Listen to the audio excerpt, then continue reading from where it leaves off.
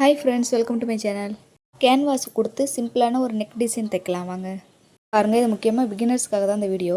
First நான் 1 இன்ச்சுக்கு இதே ஷேப்புக்கு நான் லைனிங்கில் கொடுத்து கேன்வாஸ் கட் பண்ணி அதில் அயன் பண்ணி வச்சுக்கிறேன். பாருங்கள், அது கீழே நான் மெயின் கிளாத்து வச்சுக்கிறேன். அதுக்கு மேலே வந்து நான் கேன்வாஸ் அயன் பண்ணி வச்சது அந்த லைனிங்கை மேலே வச்சு பின் போட்டுக்கோங்க. அப்போ தான் நழுவாமல் இருக்கும். பாருங்கள், கரெக்டாக அந்த கார்னர்லனா அந்த ஷேப்பாக கரெக்டாக அந்த ஊசியை திருப்பி பாருங்கள். அதே போல் தையல் போட்டுகிட்டே வாங்க. எதுக்காக அந்த கேன்வாஸ் யூஸ் பண்ணுறோன்னா கொஞ்சம் நீட் ஃபினிஷிங் கிடைக்கும், அதுக்காக மட்டும்தான். பாருங்கள், நான் தையல் போட்டுக்கிட்டேன். லைட்டாக அங்கங்கே கார்னர்கிட்ட மேட்ச் போட்டுக்கோங்க.